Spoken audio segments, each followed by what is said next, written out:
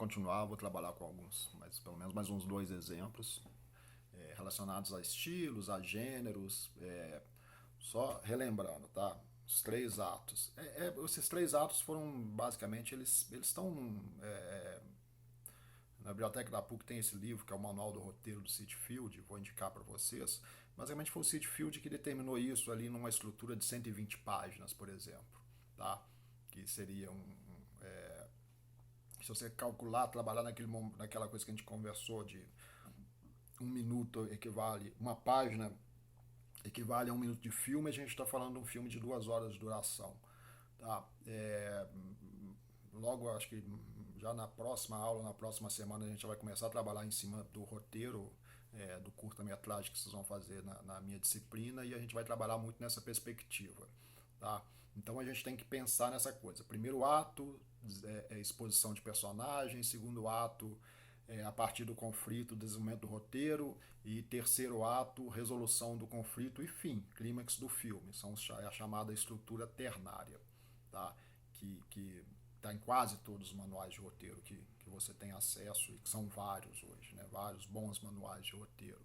Vou sempre frisar que o manual é um guia, né? Não sigam, às vezes você não segue, arrisca, né? Mas é importante ter isso em mente quando você está escrevendo. Eu vou citar hoje, talvez agora, dois filmes relacionados a gênero, para a gente mais para frente desenvolver a questão do gênero cinematográfico. A gente tem sempre que lembrar que o gênero cinematográfico ele é marcado por convenções narrativas.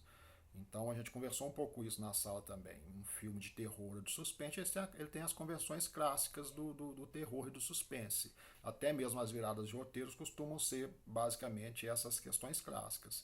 Eu falei bastante da Casa Mal Assombrada, por exemplo, que é um clichê narrativo do gênero. É, a gente viu também uma sequência fantástica na sala de aula do Intriga Internacional do Hitchcock, que é também um gênero de suspense. O Hitchcock era o mestre do suspense, né? Ele ficou marcado por esse estigma. E aí o Hitchcock tem uma coisa que também que está muito presente em filmes de gênero, que é aquela questão de colocar o protagonista, que é uma pessoa comum, numa situação incomum em que ele é obrigado a resolver se transformar numa pessoa que faz peripécias de ação, às vezes até num matador, num pistoleiro, porque ele foi colocado numa situação incomum. O Intriga Internacional é isso. O Cary Grant é um publicitário, sai do ambiente de trabalho da agência num dia qualquer, entra num ônibus, depois num carro, e descobre que ele está sendo seguido, e ele não sabe por quê. E as perseguições se transformam cada vez mais em perseguições muito perigosas. Por quê? Porque a virada do roteiro é exatamente essa. Ele está sendo confundido com um espião e está sendo perseguido, tanto pela KGB russa como pela CIA. Então ele tem que resolver esse conflito dele. E ele é uma pessoa comum, um publicitário, que vai fazer atos, aí sim, quase heróicos, né? Atos heróicos, porque ele tem que escapar chegar no final do filme resolvendo aquele conflito. Para isso ele vai ter que se virar. Tá? Eu vou citar rapidamente dois filmes brasileiros de gênero e aí já vou fazer uma ressalva, tá? O cinema brasileiro está passando por uma fase muito rica, né? Em termos assim não só em termos de números de filmes, quantidade de filmes produzidos por ano, a gente está ultrapassando mais de 200 filmes por ano em termos de produção recente do cinema brasileiro, como também ter descoberto alternativas, estratégias narrativas que transformam os filmes, às vezes, em filmes de gênero, filmes mais fascinantes, de entretenimento.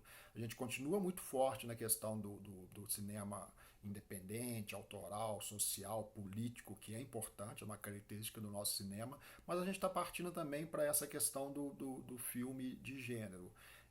O primeiro filme que eu vou citar é As Boas Maneiras, da Juliana Rojas, que é um filme sobre, basicamente, um filme de gênero, que ele vai trabalhar com a questão do terror, do lobisomem. Tá? O que está inserido ali é o lobisomem, que é o nascimento de um bebê. O filme é exatamente dividido em duas partes, é como se fossem dois episódios. Então, no primeiro momento, que é a apresentação dos personagens, uma, uma mulher vai trabalhar para outra mulher de classe média alta, vai ser acompanhante dela em relação a cuidar dela enquanto ela está grávida. Vai acontecer um relacionamento entre as duas, relacionamento até erótico entre as duas ali no desenvolvimento do filme, ou seja, o filme está caminhando para esse relacionamento, para essa coisa mais sentimental, amorosa, e gradativamente vão sendo apresentadas pistas do passado dessa dona da casa, do passado, de quem é ela. E ali você já vai se levantando essas pistas do que possivelmente pode acontecer. O que a grande virada do roteiro acontece exatamente no nascimento do bebê. Porque aí o filme se transforma num filme basicamente de terror, de suspense. E aí essa virada é tão drástica que é como se começasse um outro filme nesse momento. Tá?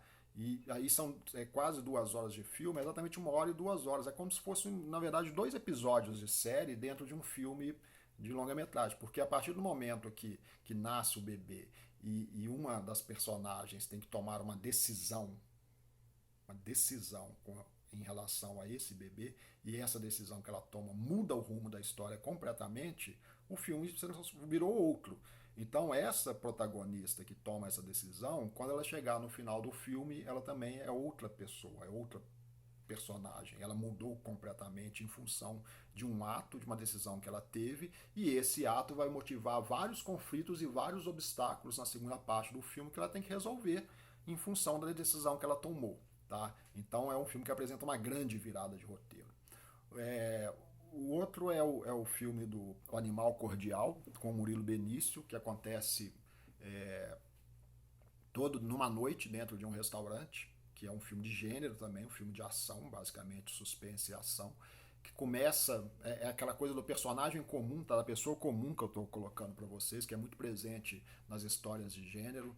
E o Murilo Benício é um dono de restaurante, está aberto ali no final da noite, prestes a fechar, com alguns poucos fregueses, os cozinheiros já querendo ir embora, tem alguns pequenos conflitos trabalhistas ali nessa hora. Então o filme está caminhando para isso, está caminhando para ser um filme sobre o cotidiano de patrões, empregados, classes sociais diferentes ali dentro daquele restaurante, até que entra, quase na hora de fechar, 2 assaltantes e rendem os trabalhadores e todo mundo dentro daquele estabelecimento. Essa poderia ser a virada de roteiro, mas não é.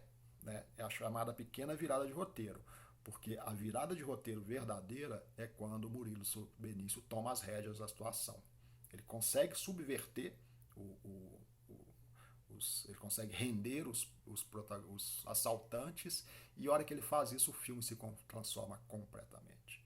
Esse personagem do Murilo Benício, que era um tranquilo dono de estabelecimento, tentava contornar seus conflitos, ligava para a mulher em casa, ele muda drasticamente a partir desse ato. E vai se transformar o filme num grande filme de suspense, extremamente violento.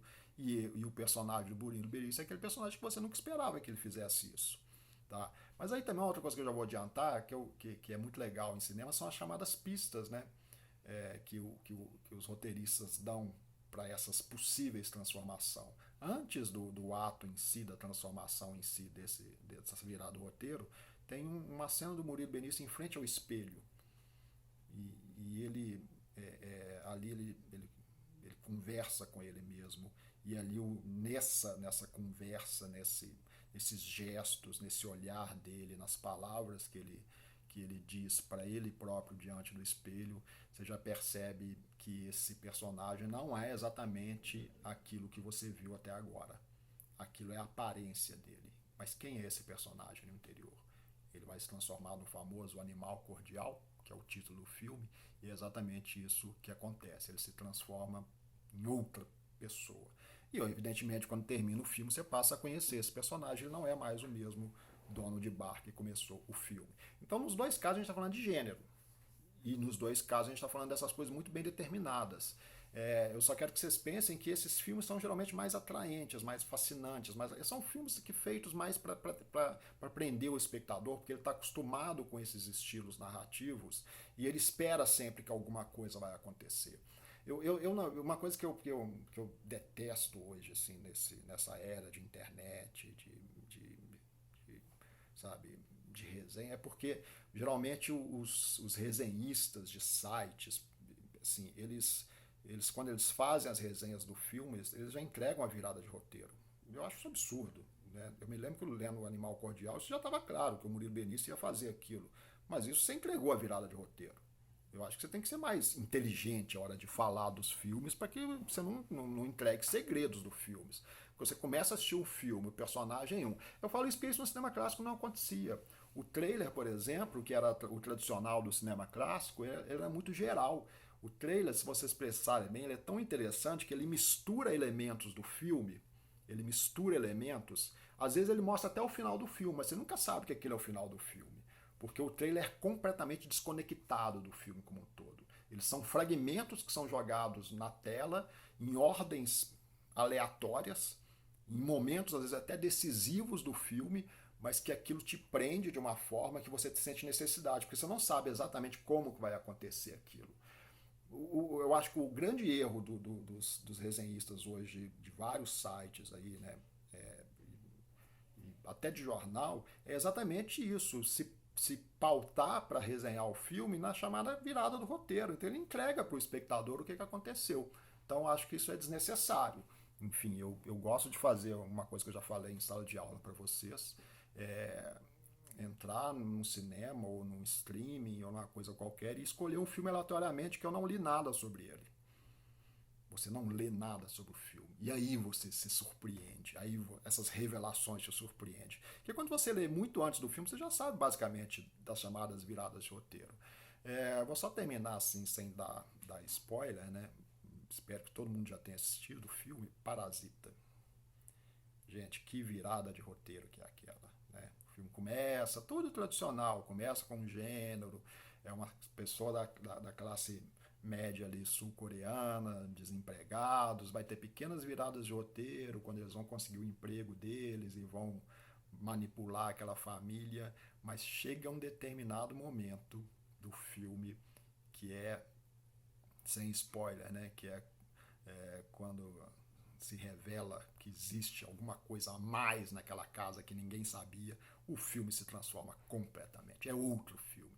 Tão completamente que de um gênero de comédia ele passa para um gênero de terror. Praticamente sabe? O filme muda tão drasticamente que ele vira completamente outro filme, que é aquele filme que você não estava assistindo.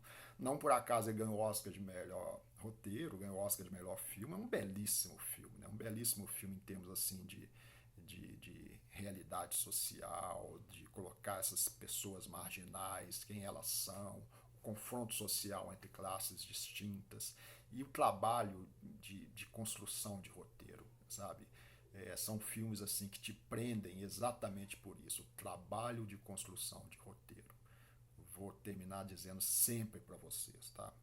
Não existe bom filme se não tiver um bom roteiro. O roteiro é a base de todo filme, seja em que formato seja, o roteiro é a base da narrativa, é a base da história. Então, o roteirista ele tem que trabalhar assim, sabe, exaustivamente, escrever, reescrever, escrever, reescrever. Não é uma coisa fácil. A reescrita é um processo desgastante em que você vai trabalhando esses princípios da história até chegar naquele momento que você diz, esse filme que eu queria, é isso que eu quero com esses personagens, ok? Então tá, a gente volta mais na próxima aula. Abraço em todos, tchau.